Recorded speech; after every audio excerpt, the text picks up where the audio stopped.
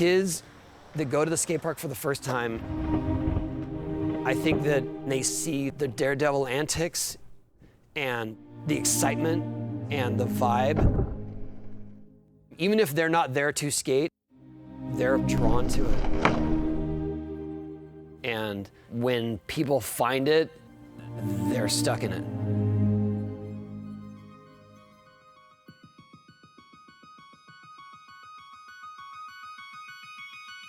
Skateboarding is an expression to who somebody is.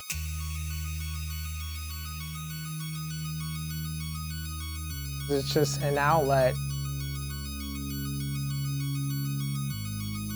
It's really an independent sport, if you would call it, but we never called skateboarding like a sport. It's always been like up to you.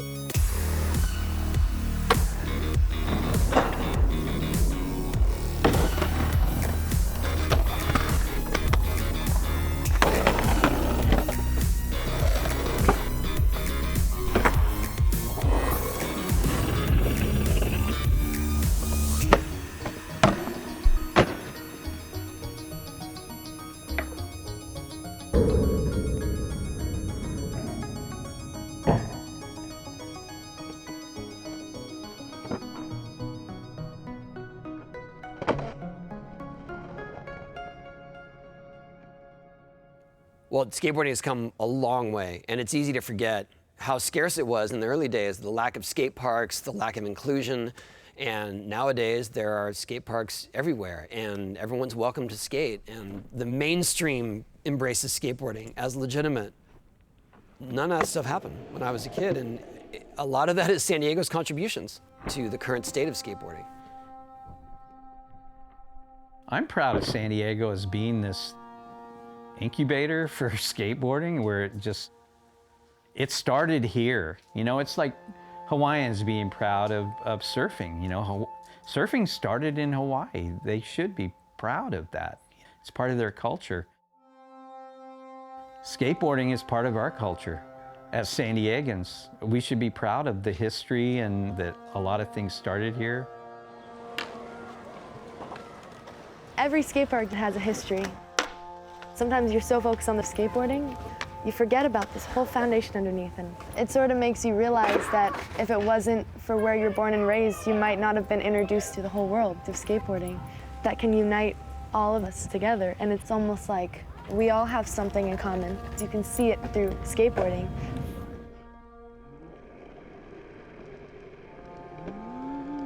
The history of skateboarding in San Diego goes way back, and it's as rich as it is complicated. You know, all over the USA, these small pockets of surfers were taking what they were doing in the water and applying it to land.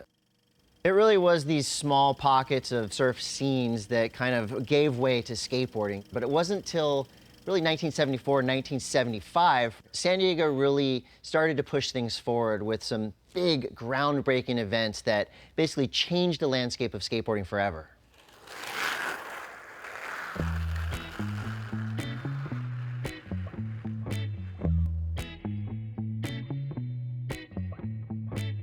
I mean, really back then, but it was more surf skating, if anything.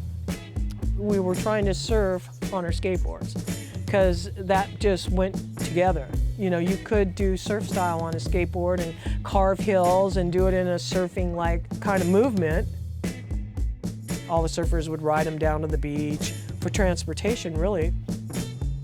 It got to the point where all the major surf companies had a skateboard model. The early companies would be like Hobie and Gordon and Smith, Bain. It was a kind of a natural thing, really, to happen. But the equipment wasn't where it is now, obviously. You know, skateboards were a toy before, pretty much, and it was hard to do things. When I look at photos of the boards they were riding, I mean, you're just like, wow, that's crazy that they could do that on that board. You know, I can barely stand on that board. They're tiny, they're skinny, the trucks can't handle a lot of torque. I started on clay with ball bearings. They're great going straight and doing like doo-doo-doo, but when you got speed and crank a turn, they just slide out. It was very limited on what you could do because clay is very hard and they don't grip. Well, I guess they got them from roller skate wheels, right? And they were some sort of composite-y plastic thing or something. They just didn't work. You know, this was a time where skaters were trying to ride on metal and clay wheels, and it looked super dangerous and really hard to ride. So in 1973, Frank Nasworthy started a business in Encinitas, California, making urethane skateboard wheels after seeing the potential for a better way to skate. He eventually called the business Cadillac because of the smoothness of this ride. I started selling wheels in April of 1973 out of the back of my Dodge Dart. The first year, I did about 40,000 wheels. And then the next year, it was in the hundreds of thousands. So San Diego was the birthplace of where urethane meets skateboards. The urethane wheel was the flashpoint that changed skateboarding forever. The minute that skaters got themselves on urethane wheels, everything changed. It was almost like the whole world opened up to them. Now you could go over little rocks and they would grip, you wouldn't hurt yourself. So it made skateboarding what it is today, bar none. I mean, there's no comparison. It's pretty incredible that even years later, we're still basically riding the same type of urethane wheels that they were riding way back in the day. So this is an invention that really opened up a world of possibilities for skaters. It was really neat when I started skating because I grew from the clay wheel into the urethane revolution and watched equipment evolve. Tracker Trucks was here in North County and they developed the first skateboard wider truck. That gave you stability and enabled you to be able to do more radical type skating maneuvers. It happened fast. People started being able to do more radical things because the equipment did progress pretty quickly. A big part of the skateboard industry, emerged out of San Diego, and some of the new technologies really opened up a whole new world for skateboarders. You suddenly had control of your skateboard. The board would stay under you. Really introduced this aggressive new style that then was adapted to these new terrains that were a little bit more challenging. Kids took this device, anywhere where there was asphalt and in particular hills. From that emerged local groups of skaters who would meet up in La Costa and other places where there was fresh new asphalt and very little traffic. It was awesome. The pavement on Black Hill in '74 was like butter. The asphalt was top-notch. It was so wide, and nobody cared. We weren't intruding, we weren't trespassing, it was public streets. And I just went, this is just cool. It didn't take long before I figured I'm not just gonna watch. So then I started skating, and then more and more people showed up. Every Sunday were the races, but people were skating every day there.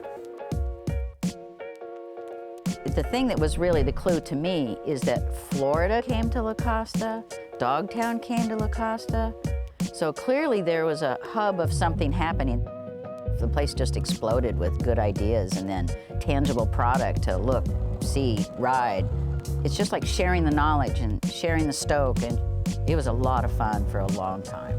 But you can imagine if you're going to go down on something like this, you leave your DNA behind. I did a little bit of that downhill stuff, but to me that's like daredevilness, Like, I don't like this anymore. So I immediately got out of that and started skating in the pools and the ditches. We used to skate in these ditches because we could traverse and have something that would hold us up on an embankment. It was so much more like surfing a wave. A big part of skateboarding in the early days was emulating surfing because you were carving, and so they were emulating waves.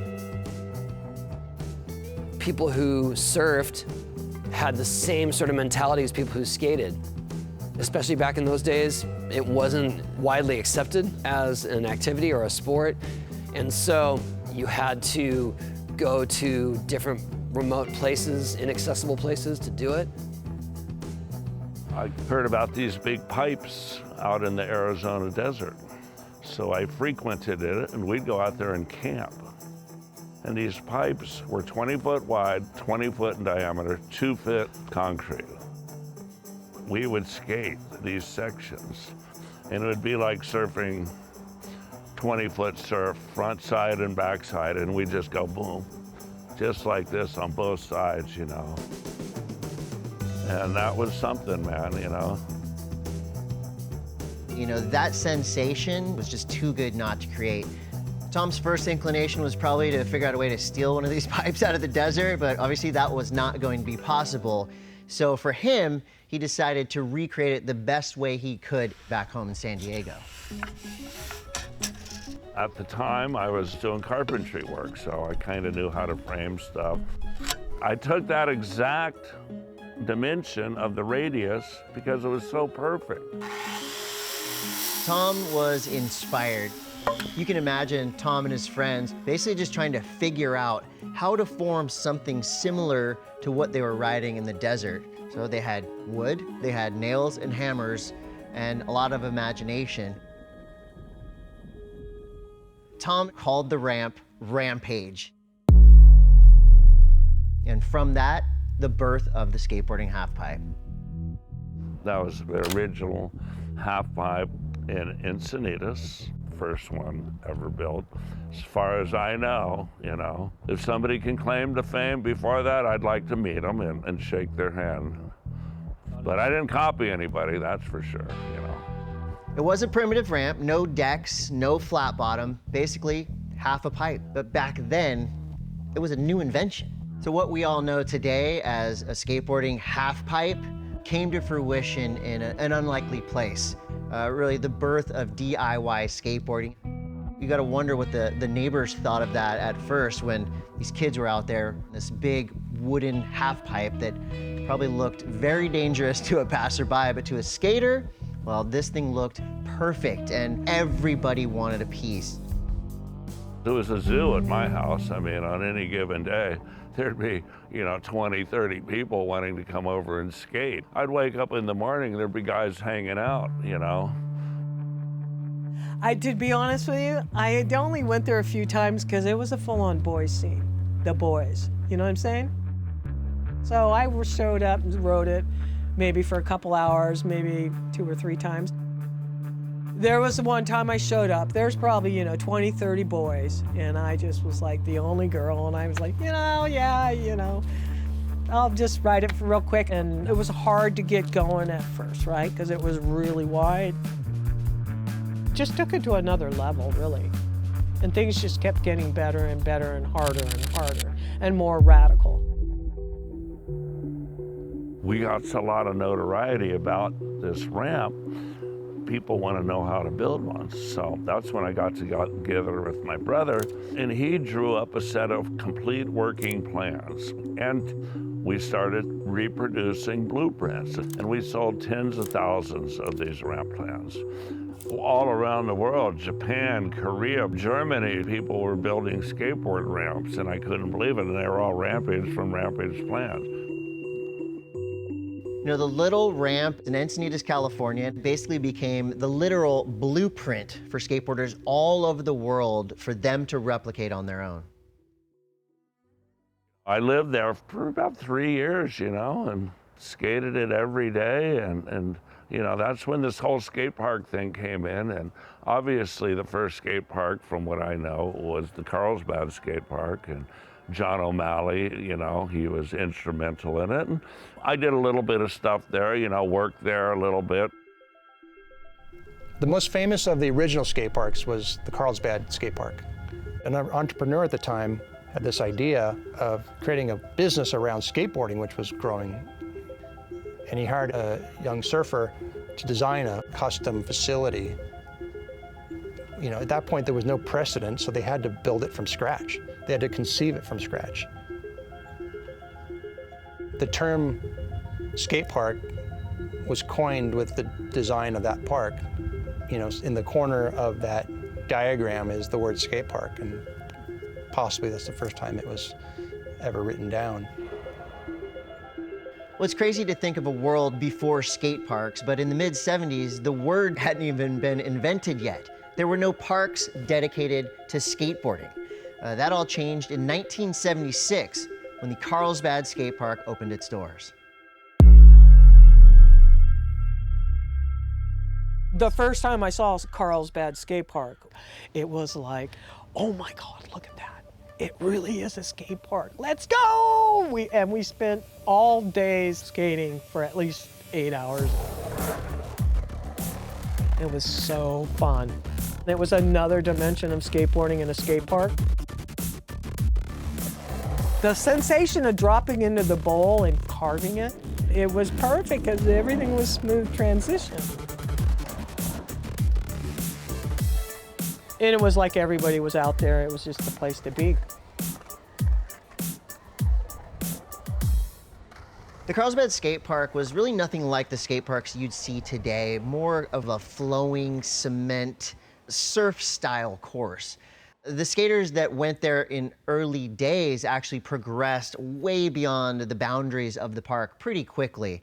On the business side of things, people saw what was possible, build a skate park, make it fun and interesting. Skaters will pay you to ride it. You know, the original Carlsbad skate park was clearly a success. All of a sudden, budding entrepreneurs saw an opportunity.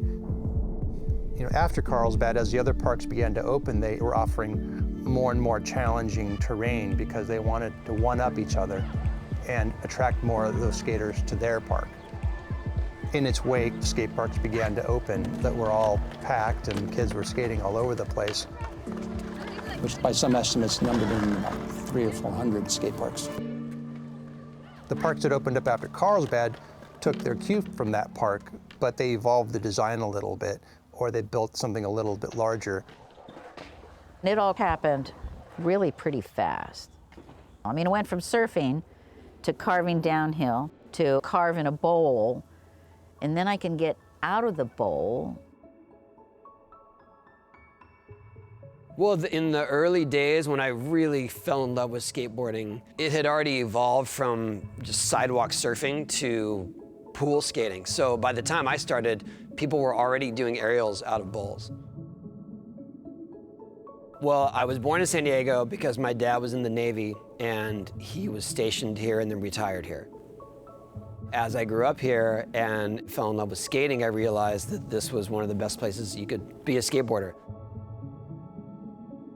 When I went to the park, it was just this hub of creativity. I mean, not just skateboarding, style, music, fashion, like a way of thinking, a way of approaching life. It was all very do-it-yourself. And that's what drew me in.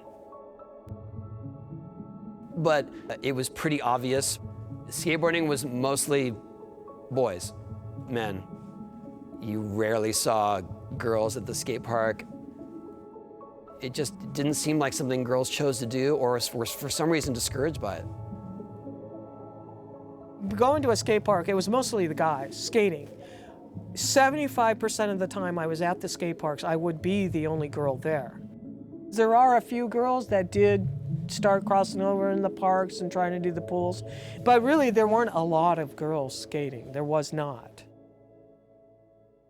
But then they built Delmar Skateboard Ranch, and I was the resident pro there when they first opened it, and I was there like 5 days a week. I started working there the second day they were open. I was the worker bee, you know, sweeping out pools, checking people in to skate. Those were the days when it was 100 people skating. I mean, it was really packed. So at the time, yeah, skateboarding was huge. Like every kid I knew had a skateboard, but I wasn't allowed to do it. So it was like this thing, you know, like I couldn't touch it, but I really wanted it. And that was the beginning of the park explosion. You know, we had a lot of skate parks in San Diego, Carlsbad, Vista, and then Del Mar. So the skate park opened. I needed to get my parents to sign a waiver to skate there. I think my mom was holding it over my head like, I'm not signing anything. Like, come on. And, I probably cried 1,000 times, and until it was just basically they submitted. They pushed me into a life of skateboarding. I just remember all these parks were popping up. There was one in Spring Valley, there was one in Oasis, and unfortunately, my mom wasn't going to take me anywhere. She wasn't taking me to Spring Valley. I think she took me to Oasis one time. But how do I say it? Being a girl, she didn't want me skateboarding.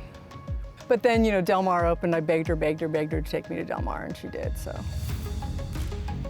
First time I skated, I was horrible. Couldn't figure it out. I was just like, are you kidding me? This is so weird. And I'm watching people going, how are they doing this? And the next time I came back, I just got it. It just clicked immediately. I think for a lot of us young skaters at the time, it simply spoke to us. And unlike other sports, it was really something we could, grab a hold of, and that it clearly had a hold on us. It wasn't just something we did, it was who we were.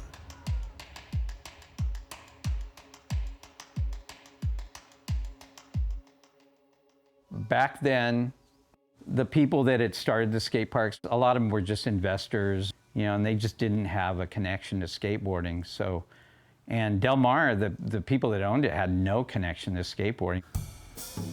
Well, it was called Surf and Turf Recreation, and it was a group of doctors and, professionals from Orange County.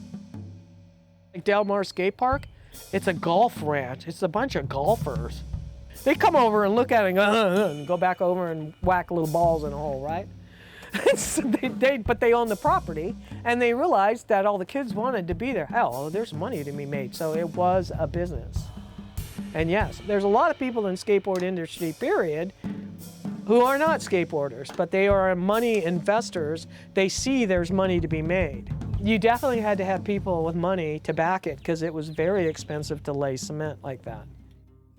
This was the era of pay-to-play skateboarding. It truly became a business at this time. Build a park, skaters come skate it, they pay, repeat. From design to construction, that didn't always match up in the early days of skate parks. A lot of times you would have a thought of what the park was going to be like, but after it was built, it was an entirely different beast. We saw skate parks that were poorly designed, hastily built, that ended up being downright dangerous for some skaters. By 1979, you had a number of skate parks that were very challenging, and as new skateboarders were coming in to the latest fad, they were going to these places and trying to learn how to skateboard at these, pro-level facilities. And inevitably, several of them were getting injured, and the insurance for these skate parks started to get really expensive. From what I remember, when the skate park opened in 1978, insurance was like $11,000 a year. By the end of it, it was like over $100,000 a year. I think that set a precedent for the future, where we knew that skateboarding went up and down like this, the popularity of skateboarding, because it was a fad.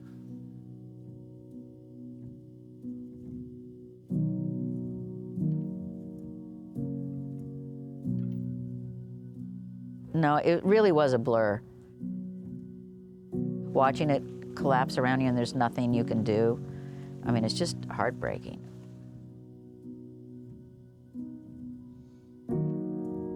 In that time span, there were probably hundreds of skate parks in the US, and it all dwindled down to 3 that were still businesses.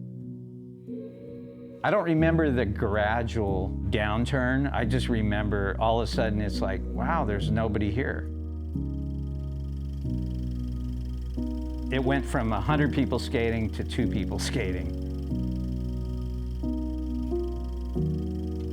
You just thought it just died.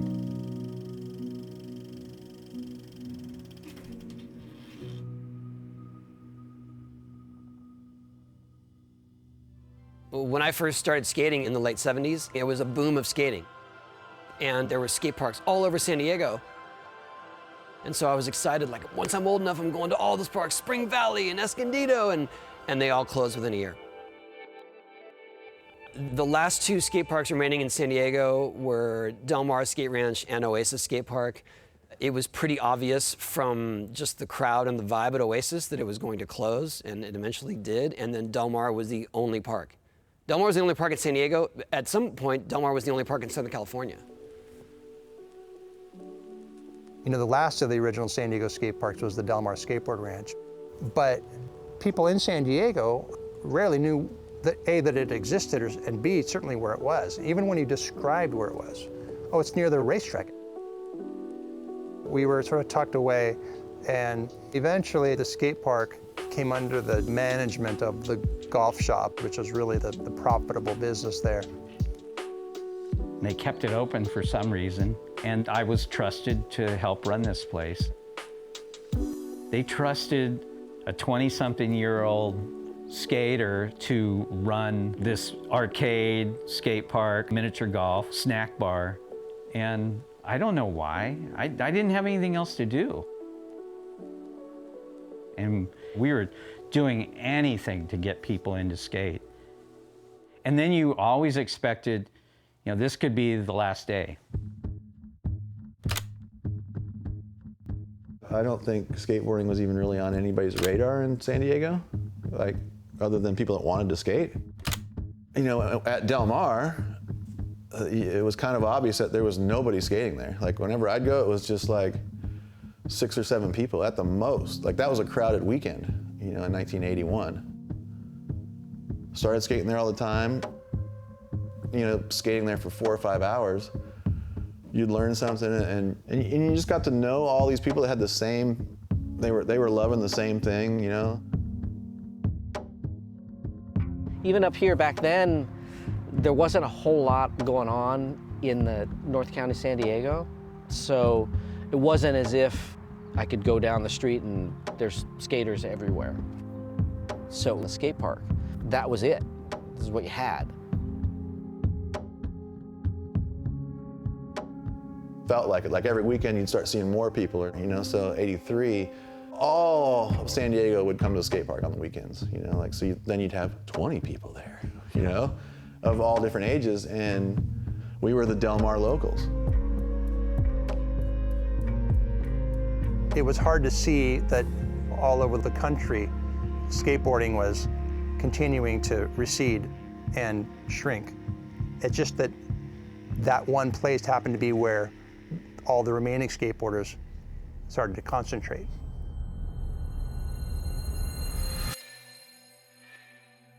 Somebody told me, they go, hey, did you see that kid, Tony Hawk, skating? He's from Oasis, because Oasis skate park, it had closed down. So Tony was a local there, and his dad started bringing him up to Del Mar. So I went out to watch him, and you know, he could do stuff, but he wasn't a standout or anything. And then he would come every day after school. And that was his life, he'd get out of school, go straight to Del Mar. And then Tony just got better and better and better. But because of the state of skateboarding, it wasn't like you held him up like, you know, that guy's the next Tony Hawk. You know, it wasn't like that. It was just this skater who was better than other skaters. The first day skating the skate ranch, as I remember it, Tony rolls in. He comes flying out of the pool, like up to my eye level, and I'm hearing the sound of the wheels leaving the concrete and spinning freely in the air, that zzz, and that was just like, wow.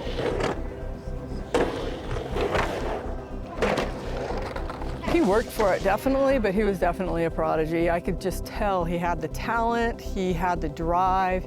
But yeah, he was so far ahead of me that it was just like, oh my God, I could not believe the stuff he was doing. Tony was just on his own thing. It was like you could see this whole new era coming when you saw Tony skate. Like, oh, is this how it's gonna be?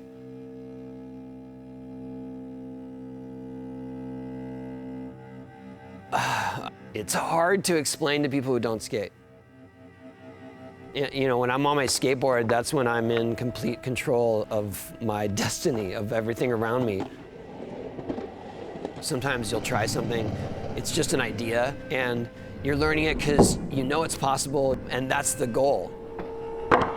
People think like, I see kids and they're just trying kickflips for hours. Like, why? And it's because every little bit you're learning along the way. You're making little adjustments. Maybe they're not perceived by the naked eye, but you're getting a little bit closer. You know it's possible, you know you could do it, and eventually you put all your effort into it and you do it. And for me, that has always been the central quest of skateboarding, is new tricks.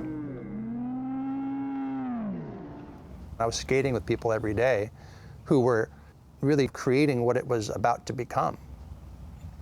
I knew that this kid next to me, Tony, was just blowing minds with what he was doing, but he was blowing minds of the people standing around that bowl in the park, not anyone beyond that. It was just a matter of time before people took notice. When I was in high school, I hid my skateboard, usually in the bushes outside of school, just so I wasn't carrying it around, so there wasn't a reason to make fun of me. If I wasn't at school, I was at the skate park until it closed. Like, absolutely. I was there at all hours, and then go home, go to sleep, wake up, go to school, start the day over. It was just that common bond of everybody there didn't really fit in anywhere else. By the time I got there in '81, was the same crew that you would see all the time. And so it became an extended family. I mean, their kids would come there for 8 hours and not leave the skate park. And I look back at it now and I just go, wow, we had it made. We had a skate park to ourselves, you know, and we could do whatever we wanted as long as we didn't set the place on fire. You know, I picked up skate photography when I was working there. I started shooting photos just for fun. And then I had all these people to practice on. It was all a big blank canvas, and we were just figuring out what we could do with our skateboards. It did seem like every week new tricks were being developed. Not just by me, I mean by all the skaters. As a skateboarder, you earned respect at the skate park for the risks you took and the things you achieved by your own merit, by your own efforts. And it wasn't so important that you were the best skater or anything, it was that you were pushing yourself.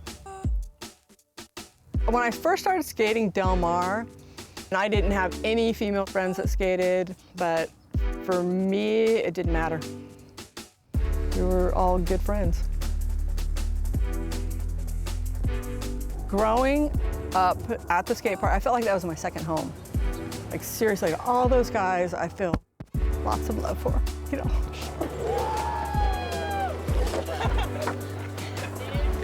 Nobody cared who you were. Nobody cared where you came from. Whether you were rich, poor, black, white, brown, green, yellow, nobody cared. You were just skaters. It was so unique and so rad that like everybody was just like loving the same thing, you know? And at this point, you know, I felt like a loner, and skateboarding was kind of like, oh, come on in, loners. It just felt really, really good to be part of that. The tennis club people used to call it, can you turn your music down? No, we would have to, or else we'd get in trouble from the main boss. There was definitely some disputes over territory. The golfers hated us. The golfers, like, one end was the skate park, the other end was the driving range, and those two did not meet very often. We were total outcasts. They felt like we were rebels or whatever, and some of us were, some of us weren't, you know. I'm not really into rules a lot. I like breaking rules, but when I was the manager, I tried to take care of the skate park. And I think we knew that we were fortunate. We were trying not to blow it. Well, my dad saw that there was this group of skaters devoted to doing it with really no organization. So he started the CASTLE organization, California Amateur Skateboard League, and eventually formed the NSA, National Skateboarding Association, to start sanctioning events at different parks. So he was the leader in just trying to bring the industry together. You know, at that time, skateboarding was so small that any opportunity for skateboarders to get together was celebrated. If there was an event, you went just to be there and just to see who was there and to see the skateboarding going on. When the Del Mar contests came around, it was sort of like the last of the summer series. It was definitely the event that everybody was at. That was where you got to see the pinnacle of skateboarding by the best skateboarders in the world. And in Tony's case, the record speaks for itself. He was the clear-cut winner of all of those events. He was winning contests. He was the guy. And we want our guy to win. No, nothing got past him. Tony was the guy. As I started to get more successful in the skate world, people would come there expecting to see me, and most likely I was going to be there. You know, I hear that all the time. Yeah, man, I went to Del Mar. I was hoping you'd be there, and there you were, right in the keyhole. I'm like, yeah, I live there. You know, the Del Mar skate ranch was really special because we all had that place to meet up. And you just had to go there and you would just meet new people who all had that same interest, that same passion for this one thing. Del Mar Skate Ranch became this mecca for skateboarders from all over the world. You know, it basically, I don't want to say it saved skateboarding, but it definitely gave people a place to go where you could see Tony Hawk flying, you could see all the rad things that went on there. Love skateboarding, hate skateboarding. It changed a lot of people's minds. Well, I'm from Illinois and I'm out here for the winter, so this is the first time I've ever seen anything like this. Oh, they're crazy. I mean, it's good exercise and good sport for the kids. I'm glad they're doing it. It became a destination. So anyone that skated was going to congregate there from all over. And so on any given day, there'd be people from other countries or way out of town that made the pilgrimage because that was the skate park. That's where the skate scene was. Word spread of skateboarding in a truly organic way, but it wasn't until Transworld Skateboarding came along that the world finally began to see what was happening. Transworld magazine was in Oceanside, and so if you were skating Del Mar and doing something special, it was more likely that you were going to get coverage because it was easy for them.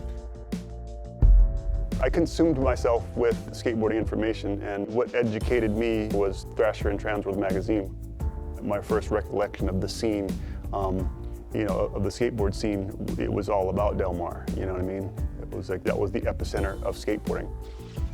They were trying to cover all the newest tricks, all the events, and so anything that was put in the magazine was for the rest of the skate world to aspire to, basically. You know, before the internet, there was nothing else. Being a photographer, I wanted to bring skateboarding to them, you know? Because some people, when you live in Denmark or someplace, everything you see is from a magazine, and that was their connection to the skateboard world. Maybe Transworld added a lot to the mystique of Del Mar. I think that was one of the great services of the magazine in particular, was getting out there into the rest of the world and showing people what skateboarding was really about. Me and like 4 friends actually skated from the Oceanside Pier to Del Mar. There was a contest taking place. Started early in the morning and just took the Coast Highway all the way. That's probably roughly 20 miles. None of us had memberships. We hung out there for a day. We snuck in and we took the bus back home. I didn't have a membership to Del Mar because my father, being as busy as he wasn't going to, you know, take me to get that. And so it was an aspirational thing for me to be a member at Del Mar, and, you know, never having to really officially do it was kind of a bummer. By 1986, skateboarding was growing pretty fast at that point. It was an interesting shift in perspective. Skateboarding had become focus on ramps, at least at the competitive level. I started traveling a lot for competitions. I was skating other backyard ramps, and it was almost like, for lack of a better word, I kind of grown out of Del Mar's style of skating. I know a lot of the pros, Tony and others, were traveling quite a bit, and most of the contests at that point were being held in arenas all over the world.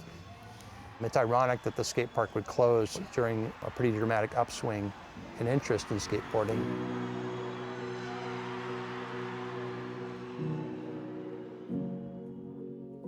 I think it closed sometime in June of 1987, and we didn't really get much information that was going to happen. It was just like 2 days before, it's going to close. And so then it was like reality, like, wait, what? Your whole world had just been like, and there was not going to be, like, you're done, it's over.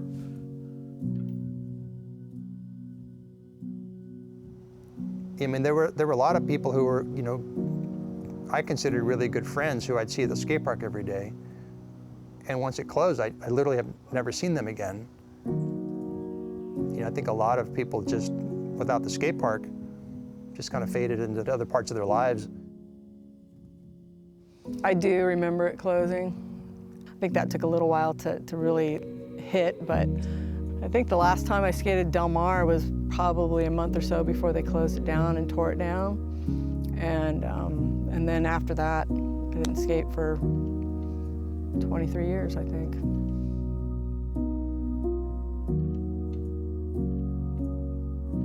When I knew Del Mar was closed, it was like, well, I don't really miss skating there, I just miss being there. And that stuck with me for a long time.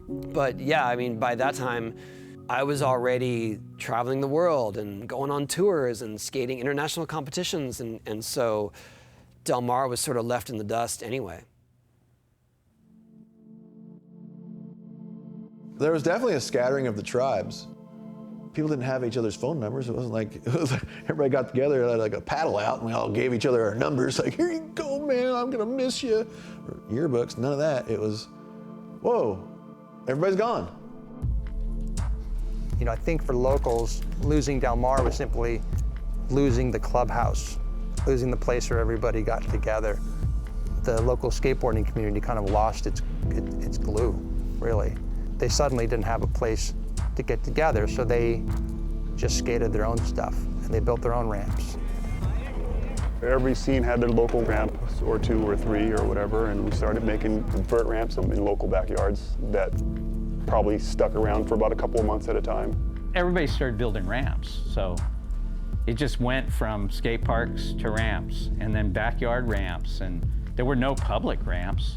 It sucked because at that point now we had to start calling people. And I remember the next place to skate vert was the Fallbrook ramp. You'd go there and everybody'd be there. Like, all the Del Mar locals would be there, and the decks are packed. So I'm like, oh, cool, I can skate here all the time. No, you can't skate here all the time. There's rules. There's, you know, certain times that you can go here. You got to call. Like, I don't want to ever have to call anybody. Hey, can I come skate your ramp? And hear, no, I'm not skating today. Because that, to me, like, I want to skate today, now. Backyard ramps only lasted a short while because neighbors complained of the noise and the chaos. And even then, there were so few ramps and they were impossible to maintain. And so skaters took to the streets.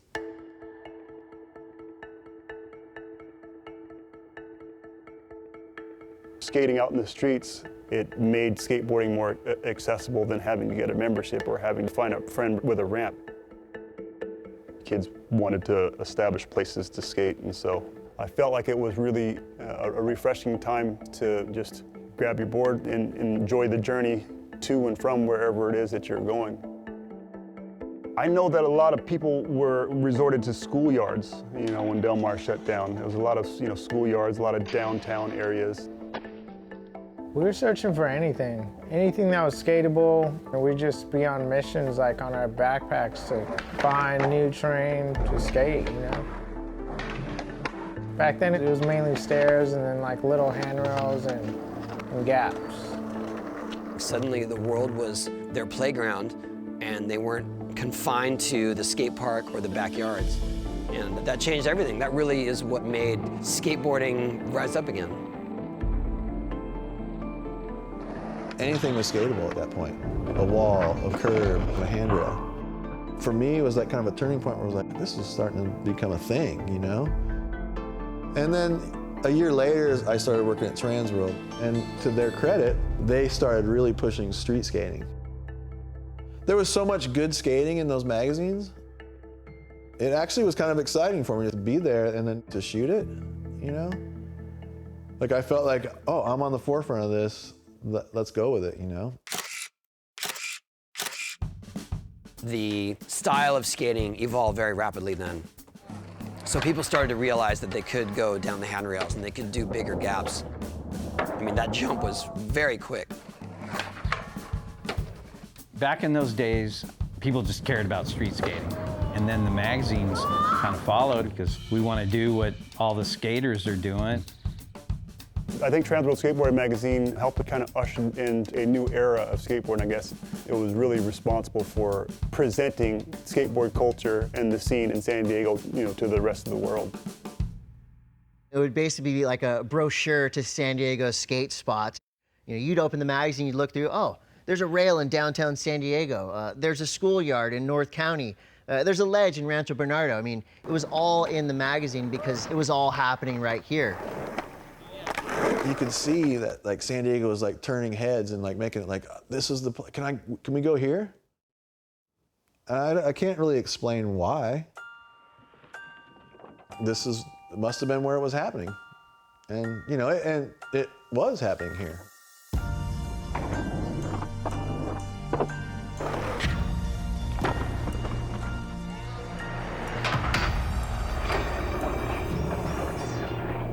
It's amazing to think that some of the most famous skate spots in the world are things that most people walk by and use for the purpose they were intended for, and they don't think twice about it. Inevitably, there were locations that became iconic because skaters did certain tricks that were documented and published. People all over the world came to know these basic features of an industrial park or a schoolyard in the San Diego area. A lot of these places were the driving force of the skateboard scene when they were around, and being that these skate spots were showcased in Transworld magazine, it really highlighted San Diego as the epicenter of skateboarding. We tried to show other places. We were called Transworld Skateboarding, and there wasn't a lot of Transworld going on lots of times. It was a lot of San Diego and California. And it's just what we ran, and that's what kids saw around the world. There's like so many spots built perfectly for skateboarding. Point Loma High School, City College, San Diego, and the Carlsbad Gap. To be able to do something on one of these monument spots that no one's done, it's a huge accomplishment. You know, that's when I realized like, oh, these are like destination spots. Like that have been on the cover of this magazine. It is now a proving ground that if you did it there, you were looked upon as like one of the best in skateboarding.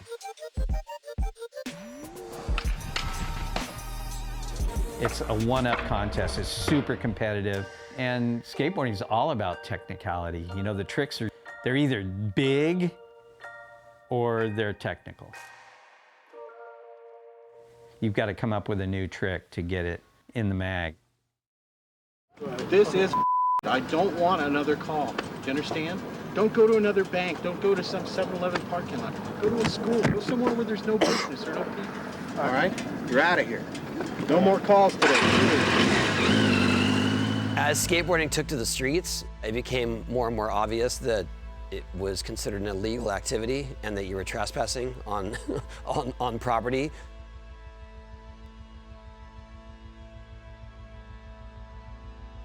Everywhere I went, I was confronted with signs that literally told me no skateboarding, no skateboarding.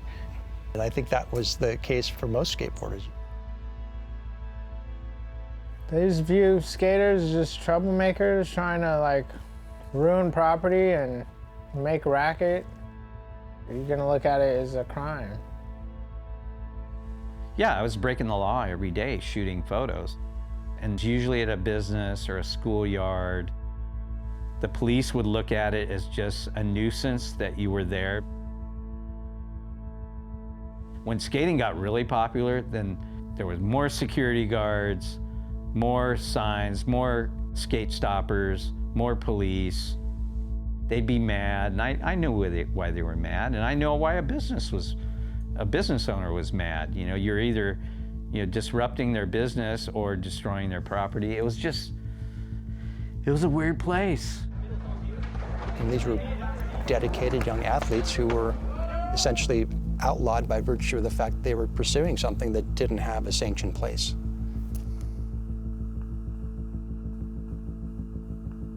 You know, if you're a skateboarder, I mean, for the longest time, I mean, you're an outlaw because quite essentially it was illegal to skate anywhere. That was a big, intriguing thing about skateboarding because it wasn't an organized sport. You know what I mean? It was a culture, it was a lifestyle, it was rebellious by nature because you had to sneak and hop the fence in order to skate. You know, skateboarding had really changed at that point. The barrier to entry was pretty intense and pretty high. It was an intimidating thing to take on as a kid, I think. I think that the passion overrides the risk. I mean, the risk of getting in trouble, not just the risk of your body. Oh my God! As much as skateboarding is an individual pursuit, there is a collective celebration and push for people who test the limits. You have to be in a certain mind state to be creative enough to try a trick over and over and over again. It's a mental battle with yourself. You don't get to take the shortcuts. You're gonna fall, you're gonna take the beat downs. You know, going through that can be really frustrating and can almost make you feel like a failure and that you're not good enough.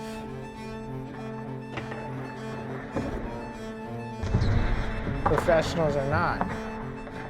People can't even really see what they're capable of when they're capable of so much more.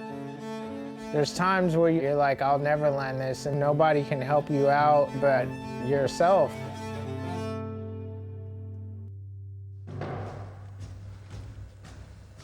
In the early 90s, mid 90s, there was hardly any career to be made in skateboarding. Even if you were a top pro, it was minimal. So it wasn't a career choice. It was more you did it because you loved it. And sure, maybe you made some board royalties, but there was no other sponsorships happening. Nothing that was mainstream. It was all just skate brands. But by that time, skate culture was considered more street culture.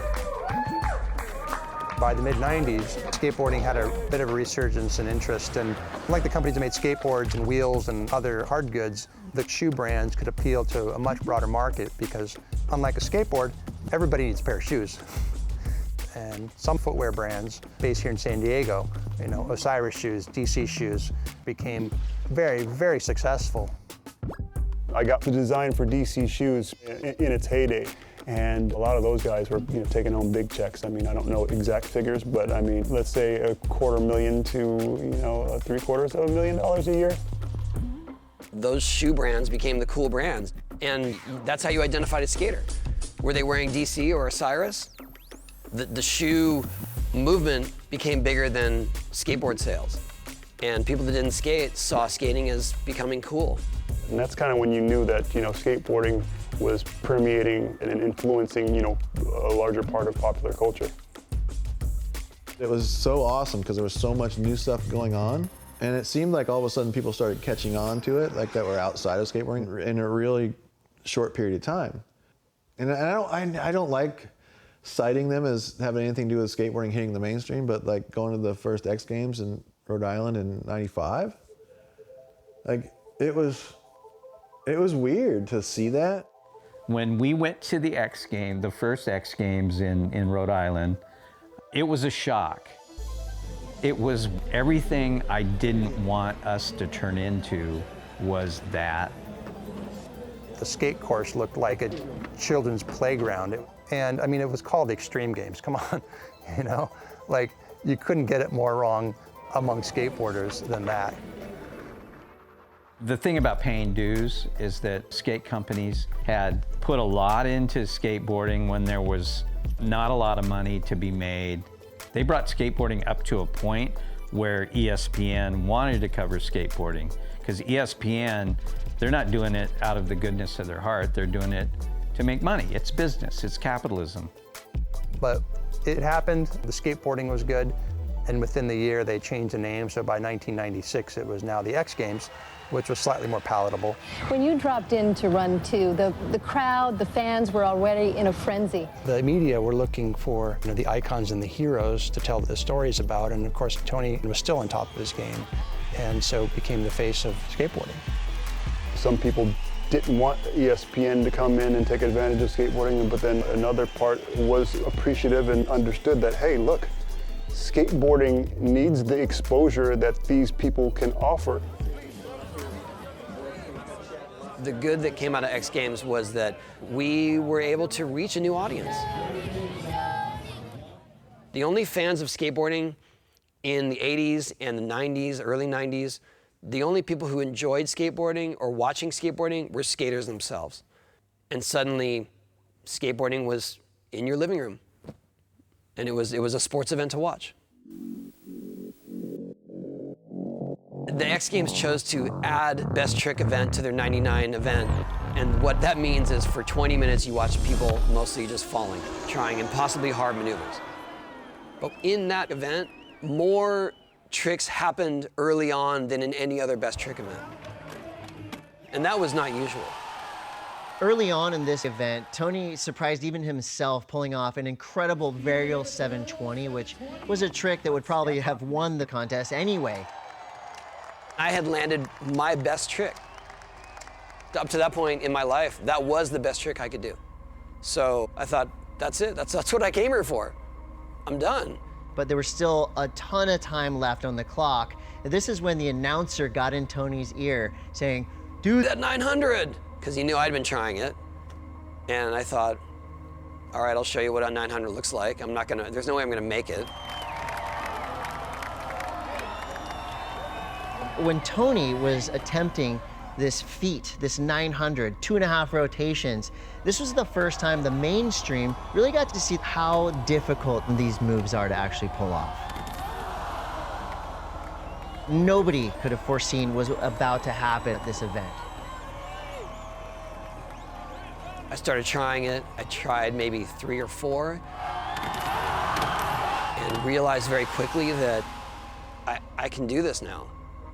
I've fallen forward, I've fallen backwards, split the difference, and that's it. At this point, the contest is over, but Tony Hawk is showing no signs of quit. All of us are at home, glued to our TVs. We are right there in the battle with Tony. When the time ran out, I wasn't even bothered by that, because in skateboarding, you're gonna just keep trying it. At its core, skating is DIY, and it's renegade, and it's passion. And I think that that's what people saw there that night, because that's exactly what it was. It was like, I didn't care if you turn off the cameras, and I didn't care if I got hurt. I was doing it.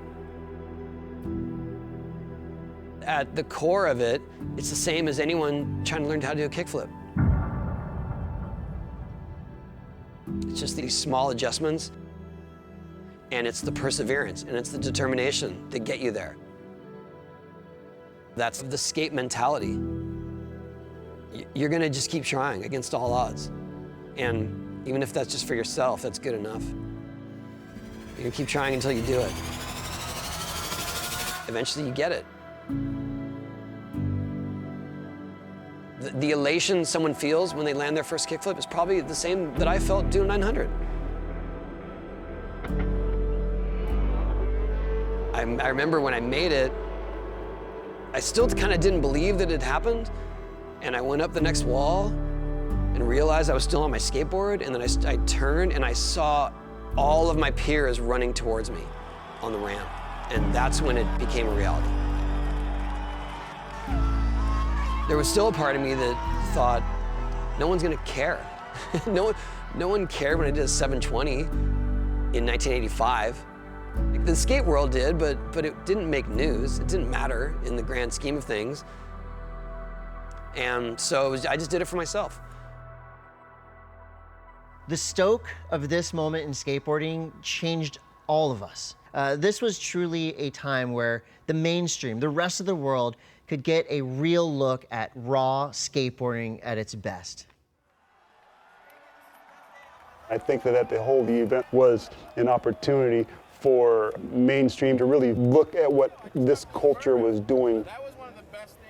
Getting to seeing the work that this guy was putting in to make it happen, I don't think it could have been written any more perfect. And what it has meant to skateboarding thereafter has done nothing but benefit the culture.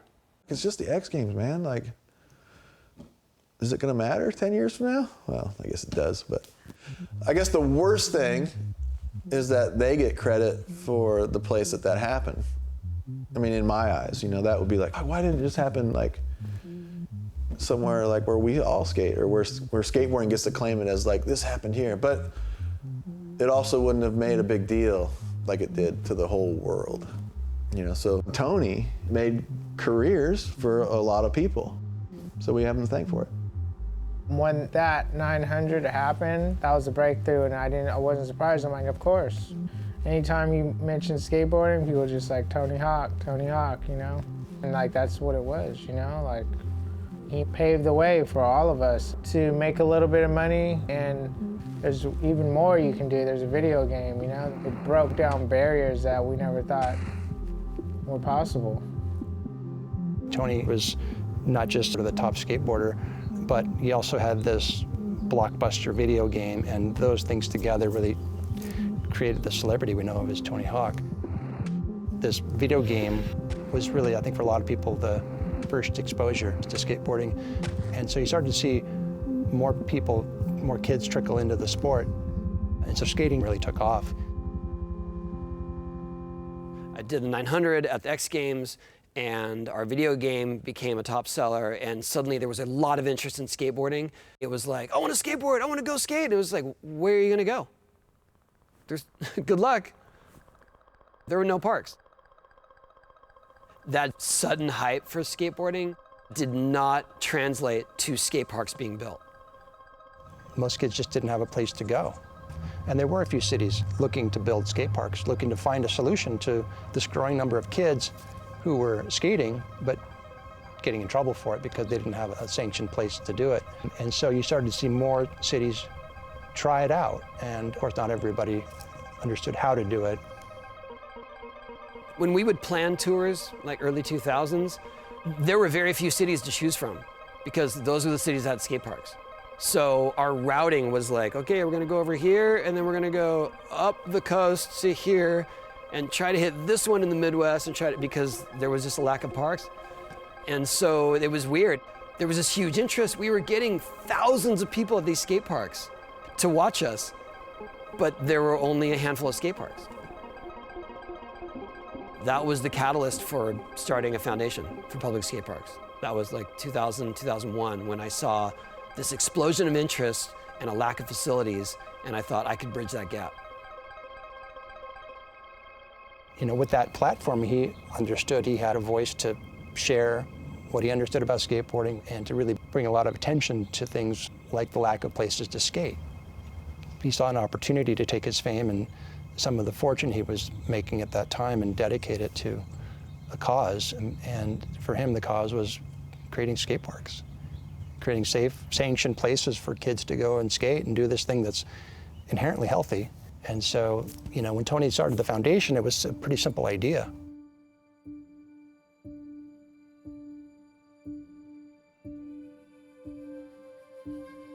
To have a public facility that you don't have to pay to use is hugely important. Because if you have a place where you have to pay to use, you're just being elitist. and you're excluding so many people that could thrive there. Those first 10 years, there was a lot of work put into making the case for why a community needed a skate park. It was a lot of uphill political battle back then, particularly with some of these older entrenched politicians who had their concept of public recreation, which was basically stick and ball sports. You know, the same paradigm that everybody has been using since the 1950s. But obviously things change, and you know, there's a lot of pushback initially. A lot of cities still had this old stigma that like skaters are outcasts, they're troublemakers, and that was a big push in those days, is making city councils understand how it would benefit their communities. You need to show people who you are, why you love this activity, why it's such an important part of your life, and why you need a place to go and do it. With my success and so much attention on skateboarding, I was able to affect change. Like I was able to speak on behalf of skateboarding and the importance of having these facilities.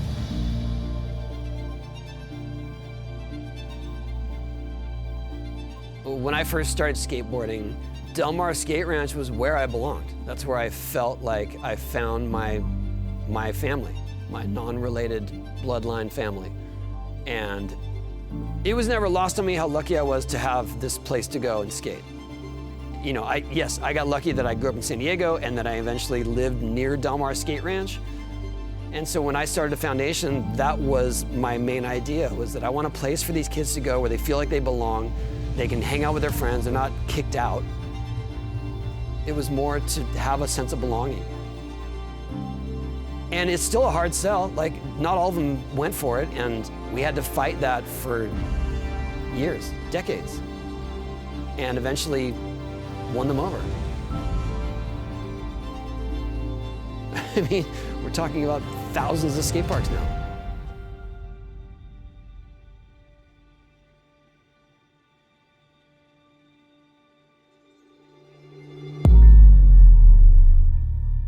It's pretty incredible to think that Tony's nonprofit from right here in San Diego has done more to help develop free public skate parks all over the country than any other organization on the planet. You know, the foundation's done work in every state. It's helped provide these skate parks and help get behind the communities, empower them to do what they're trying to do, and ensure that all the work they were doing would result in a quality skate park. You know, you don't want them to repeat what the guys in the 70s did. It's a very specific skill.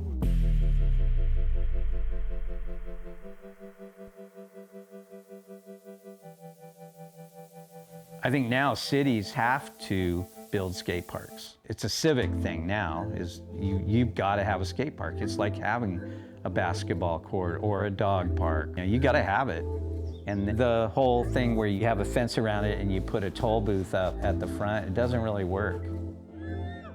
It's all great. I think that public parks, just the acknowledgement that skateboarding's there and we need to do something about it, and then to see the response from the communities once they do that, it's really good. And I went out trying to create skateboarding as a paid entertainment, and I think that that's not the way it's supposed to be. You know, you don't have to pay to ride a wave. You shouldn't have to pay to ride a skateboard. I think it's a great activity for anybody to be involved in. I mean, I've seen it change families. You know, I've seen it change kids' lives. And, you know, a lot of women, girls have started in the skate parks, and just having skate parks gives all these kids more of a chance to go skateboarding.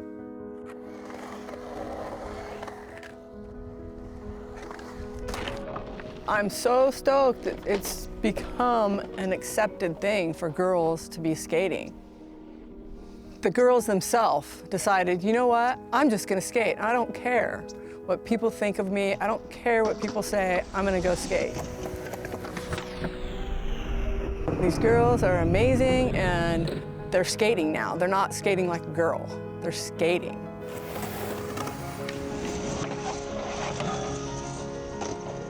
The state of women's skateboarding today is better than ever. I can only assume that the free skate parks is helping to support women in skating, because they can just show up and they don't have to go through a whole process and be vetted and sign waivers and pay, and the idea that it's open to them goes a long way.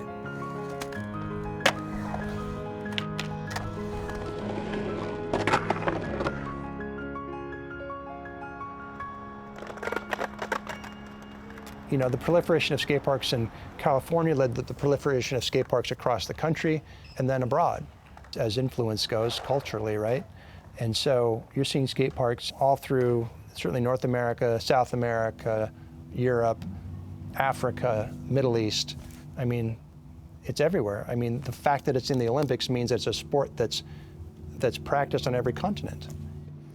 And what Tony started was, you know, a simple idea, but the impact has been profound. It's almost like the whole skate park is another family that you can only really, really meet if you go there day in and day out. Like, you'll meet someone and you'll see them skateboard, and we all have something in common. I basically feel like every person in San Diego at every single skate park is a part of my family. It's just grown to where skateboarding is accepted. People don't go, oh, you're a skateboarder? You know, no, my son's a skateboarder, my nephew's a skateboarder, my grandson's a skateboarder. I skated, you know. It's not a weird thing anymore to be a skateboarder, you know. It's weird not to skateboard. In a lot of sports, you enter the court or the field and you have your ball or your bat, and there's a specific thing you're allowed to do and a lot of things you're not allowed to do. And in skateboarding, you walk into a huge skateboard park, and there are no rules. It's like, come in, and here you go, kid. Make a decision the moment you step through the threshold. Where are you gonna go? What are you gonna do? It's up to you. No one's telling you, there's no coaches, no pressure. And these kids, they learn to navigate these parks, and they put together their own lines based on what they can do and what's fun for them. And they keep going, and the skate park offers endless opportunities for that.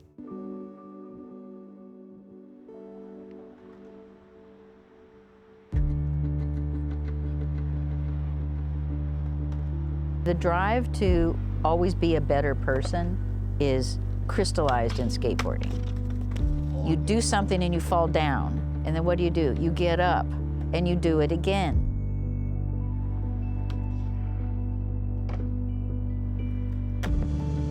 Who has that kind of determination to go through something that causes you pain, emotional pain, physical pain, and the pride that it comes from meeting the challenge and passing through the challenge is like nothing that anybody can hand you.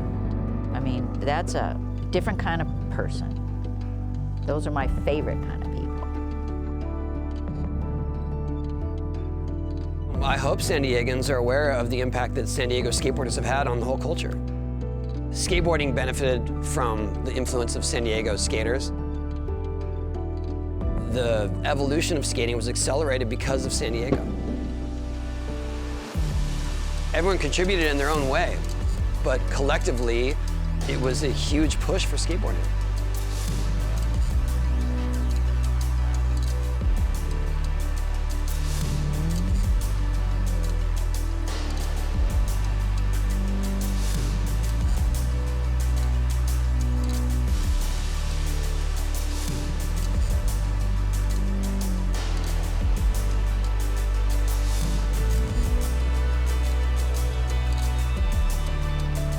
Kids that go to the skate park for the first time, even if they're not there to skate, they're drawn to it.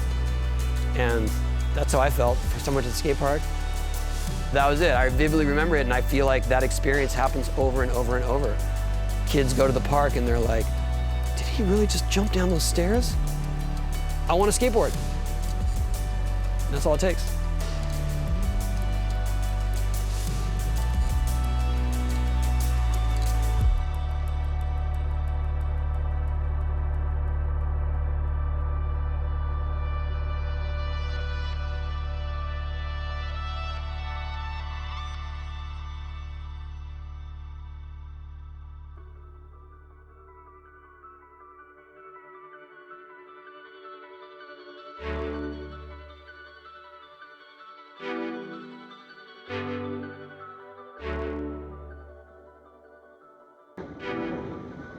you.